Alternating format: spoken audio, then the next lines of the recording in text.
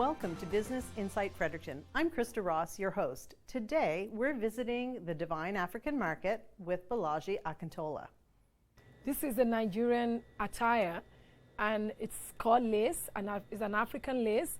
So if you have like an event, like a wedding, like any nice event, you want to look different, you dress in this attire. So you can sew it as a dress, you can sew it as skirt and blouse. And sometimes we have something we call ashwebi, which means you wear it as a group.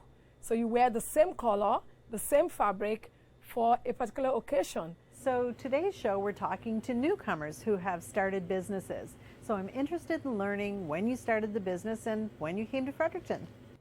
So I came to Fredericton April 2018 straight from Nigeria, and the business was opened. We started with selling from the house, and I started in April. And the business was registered on 7th of June, 2018. And that was how we all started, from the apartment. And from there, we got a house, and we started using the basement for the store. It got to a point the house was getting so busy, people come to the house and stay for hours. And we knew it was time to have a store. And the physical store was opened December 23rd, 2019. How did you decide to open this business in Fredericton? So when I was going to come from Nigeria, I had some friends here who came before me, but we used to work together in the same office in Nigeria. And I called them because we were going to come on the same program, but they landed before me. So I called because I was a bit scared. What does New Brunswick look like? What does Fredericton look like?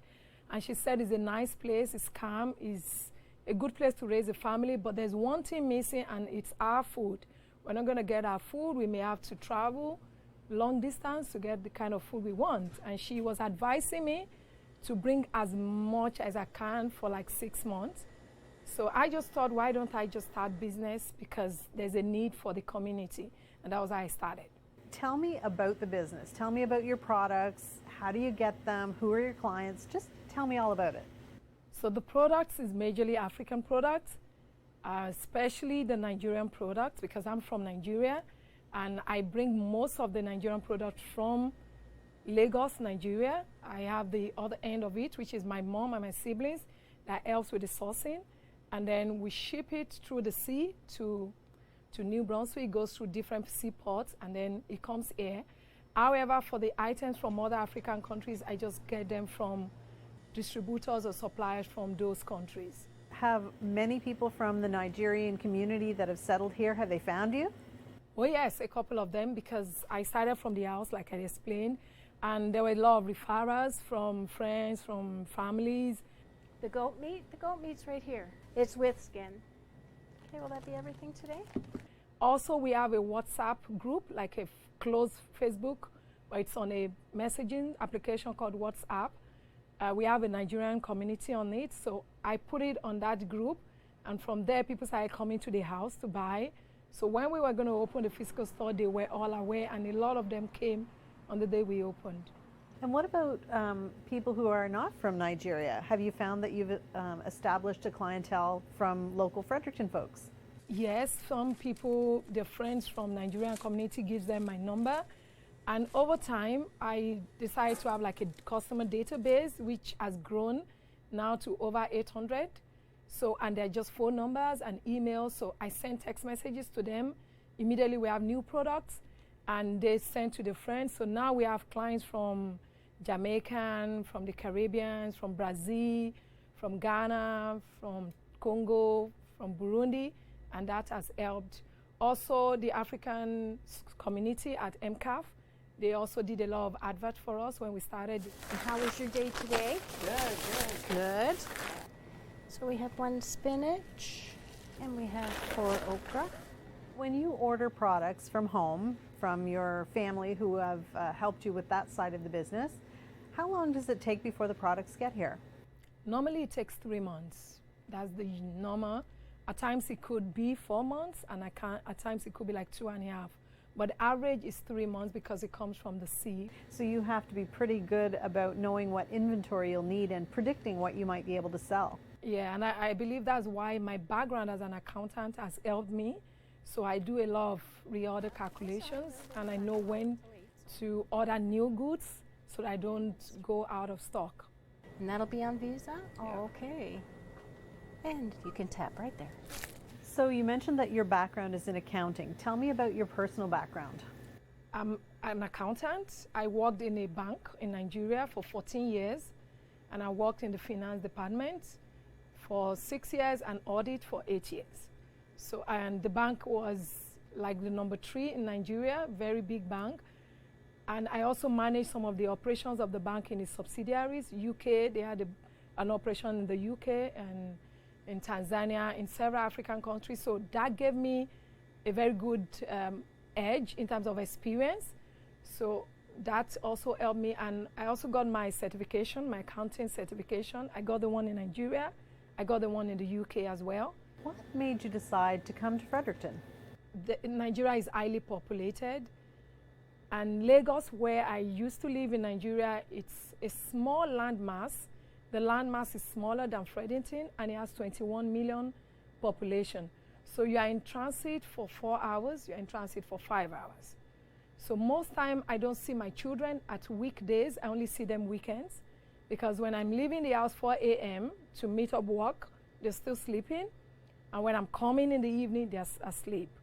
So over time, a friend of mine just came to my office one day and said, oh, there's this new province in Canada, they're looking for people. Maybe we should try it. It's going to help our life. We'll be able to raise our children. Because in Nigeria, you just leave your children to like domestic staff who we hire, and they live with us in their house. You pay them to help you take care of your children, and you see your children weekends. And my friend said, we can't continue our lives like this. Let's see if we can try this new province.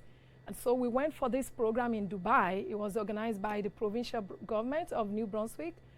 And that was how we got to New Brunswick. So this is not the type of business that you operated in your home country. What made you decide that you could run a retail operation? I would say when I started, I didn't know I could. That's to be honest. But I grew up with a mother who does business. So I grew up seeing my mother doing a lot of import business. She used to import from China. So I grew up seeing some bit of that in her. And so when I came in and I was coming, I told her, Mom, there's no African food. And she said, that's a great thing to start with. So before I landed, she would tell me some things to check when you're starting a business. And that helped me a lot. And then she introduced one of her friends to me who has an African store in the US, in New York. And she also gave me a lot of push-up. And that was how I started. So tell me a little bit about the structure of your business. How many employees do you have? Do you actually work in the business when you're not at your day job? How does that work? This business is a sole proprietorship, but I manage it with my husband, and we have Patricia who works with us. So we're 3, but Patricia is a full-time employee. My husband and I come here weekends because he also works with Service New Brunswick. So we have day jobs, but we don't earn any salary from the store because we want to make it big. So we're trying to retain as much earnings as we can. Remember, I'm an accountant, so I want to have a lot of retained earnings so that we can expand to other cities. So if you decide to expand, or when you decide to expand, where will you go next? We're looking at Moncton first because we have a lot of customers in Moncton. Currently, we deliver to Moncton every second Sunday of the month. So we deliver every month to Moncton. We don't charge delivery, so we get someone who does that for us. And people just order, and then we supply them. We do door delivery, and it makes it easy. But the customers are growing really fast. And a lot of them are complaining that once a month is not okay for them. It's not enough. So the demand is growing really fast. So we hope to start a store there. O'Shea? Yes, sir. Odabo? Odabo. Wow. More sales to come. Amen. Bye-bye now.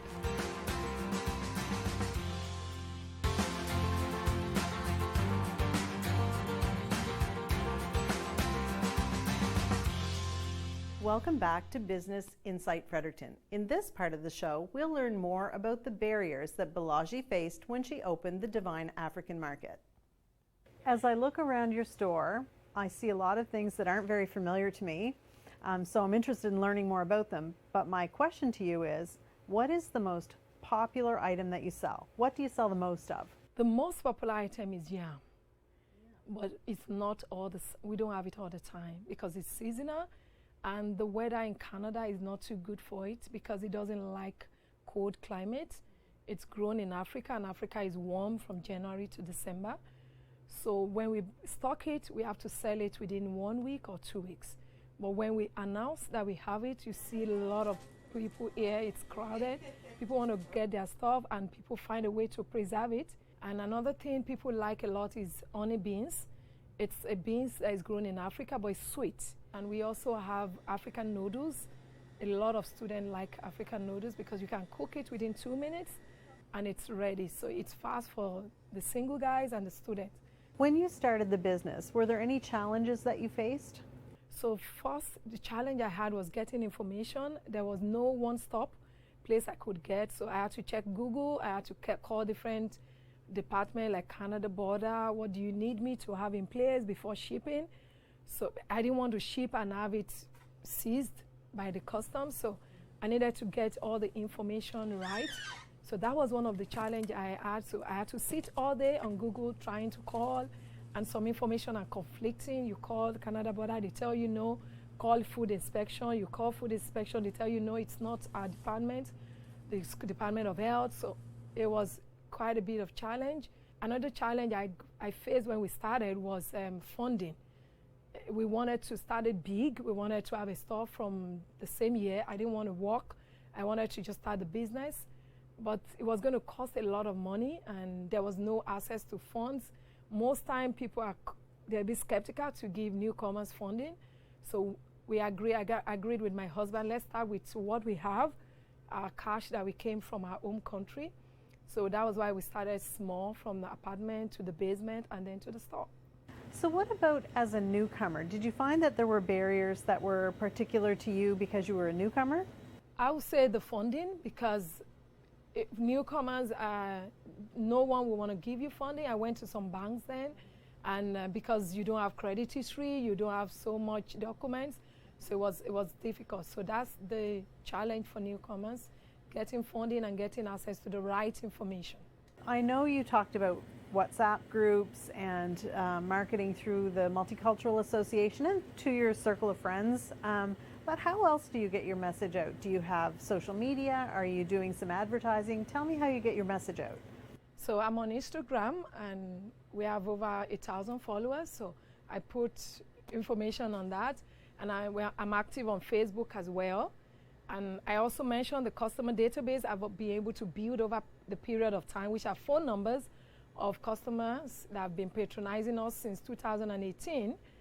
So that's over 800 phone numbers. So I do advert on that broadcast. I do on Instagram, I do on Facebook. And we also have a Nigerian who moved to Moncton and has a radio station. So he does a lot of jingles for Divine. We don't even pay him at times. He just says, oh, I'm going to put you on the radio. So he does a whole lot of jingles for the store. What about competition? Do you consider that you have competition, or who would your competition be? In terms of competition, no, not really, because we still have a lot of customers that we can't even meet their demand. Some people order from Prince Edward Island, they order from Halifax, they order from Newfoundland and Labrador. We have customers from Moncton, from St. John, from Woodstock, from St. Stephen. So we have people calling from different locations. However, we have some African stores in Moncton that we check from time to time to see if they have products that we don't have. And we try to stock them, especially products from other African countries. Did COVID impact your business? When COVID started, I was scared initially because I started the store 4 months before COVID. So I was really, really scared. The stores were locked and only grocery stores were allowed to open. And I was scared that I wasn't going to be able to sustain the business. So what we did when we started and COVID was going to affect the business was I sent a message to all the numbers I have, and I gave them the option of door delivery. So we started the door delivery to their houses because I know people won't want to go out. So I put up a list, tell them to order on the phone. I'll do a video with them if they want to. So I'll come to the store, we'll lock the store, and then we'll do videos with customers, and we'll just deliver to their doorsteps. And we were doing that to St. John and Moncton. So we're traveling to St. John, we're traveling to Moncton on weekends and deliver to people's door. And that increased the sales significantly and increased the customer base as well. So did people order online or through you directly? They order through me directly, but we're bringing up the e-commerce. We're working on that very, very soon. That's going live before January. So tell me about organizations that have helped you get your business off the ground and helped you get your business going. I'll say Fredericton Chamber of Commerce. I joined them last year, and it's been amazing. The first thing I noticed was it was showing on the platform, the Fredericton Chamber of Commerce platform. So if you search, it just pops up on the website. And another thing was the summer interview we had. Someone came and interviewed us, and they put it on LinkedIn, put it on all the social media platforms. And we also had this support local that has been up like every now and then. It's on Facebook, it's on LinkedIn, it's on Instagram, and that is amazing. It's bringing us out there, and I see a lot of Canadians coming to the store now, and they just want the recipe of African items, and they just buy a couple of things, and it's because they're seeing it on different platforms. Another organization that's helped us is the Multicultural Association of Fredericton. They give us a lot of support. They broadcast it out there. And I remember when we started, all the programs, they gave us like a space to display our products. So we had like exhibition. We had food exhibition. There was one festival they had in Moncton in 2018 that made us quite popular as well. So these organizations have really, really helped us, and we're grateful to them. O'Shea, Odabo, O'Darrow.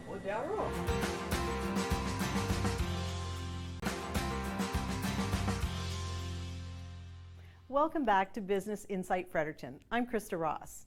In our final segment today, we'll be talking to Balaji about her plans for the future for the Divine African market. Did you know that we just got some new jewelry in from Lagos? Tell me about the most difficult challenge that you've faced so far in the business. I'll say expired products, because shipment from Nigeria takes an average of 3 months, and there's some product that only has 12 months shelf life. So by the time it gets to the store, you only have 9 months to sell it. And you also want to buy a lot that can take you before the next shipment.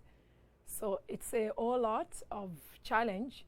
And especially when I started, I had a lot of expired product. Then I couldn't figure out what quantity to start with, because at times I'll do small quantity, it gets sold out early, and then I'll do big, and then it gets expired. But over time, I'll be able to meet up with that, and now it's reducing, but we still have some expired products. So how frequently do you actually place orders? So at every point in time, there's something in transit. When one comes, there has to be another one on the way, and then there has to be another one that is being sorted out. How do you feel about opportunities here in New Brunswick? What do you think about the economy? I'll see New Brunswick as a fertile province. It's growing significantly, and it's amazing. Here in the store, I see people coming in every week.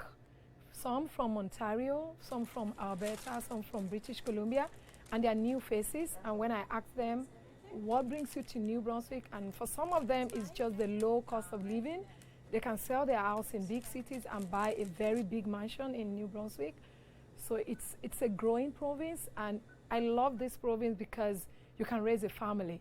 I get to see my children even with my busy schedule.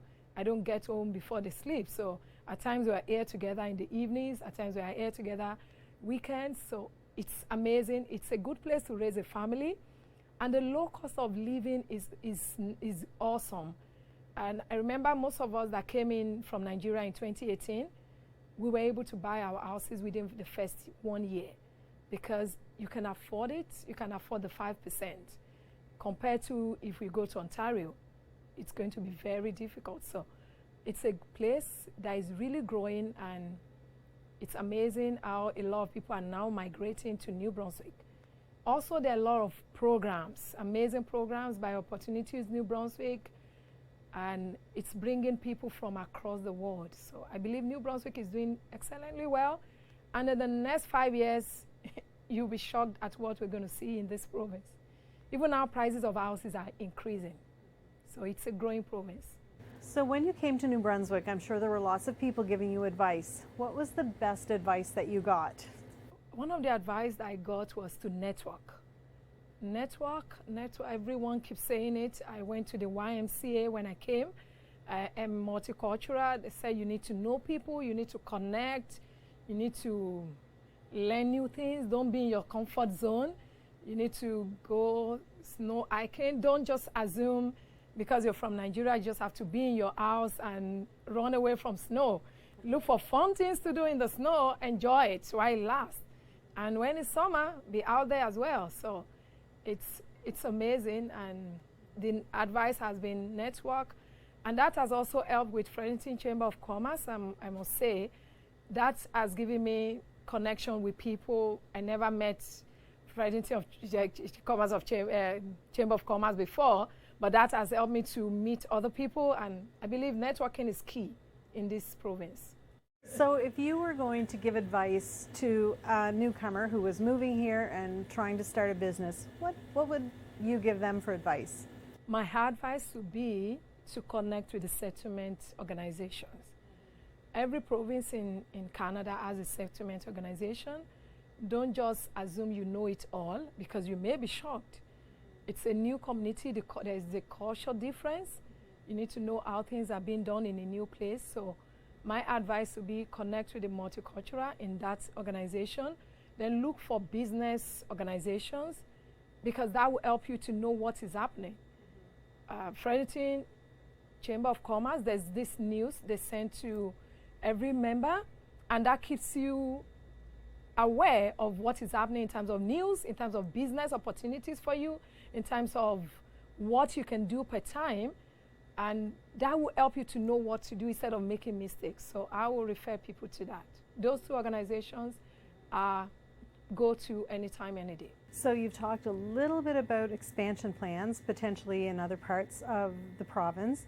So what do you see for this business in a year, or in 3 years, or in 5 years? I want to see the Vine African Market in Moncton, in St. John, and in Woodstock. That's one of our medium plan, and we're hoping to have that fulfilled. So far in your business, what would you say you're most proud of? I'm proud of the way we've been able to build the business. Looking at how we started from a small apartment where people would just come in the evening to buy small stuffs, and we were just Nigerian community, to when we moved to our house and we started using the basement. I remember we designed the basement just like a store, and people will come in the evening, they will call us, are you back from work? I want to pick a little thing. Till how we started this store, it's amazing. And I remember when we were going to start the store, December 23rd, 2019, when we had the signage come up, I was just crying. And my husband was just laughing. I said, this is dream come true, because this is a new country, and I'm glad I can have a store in a new city. Yeah. We're always looking for great companies with a unique story to feature on the show. If you have suggestions, please get in touch with us.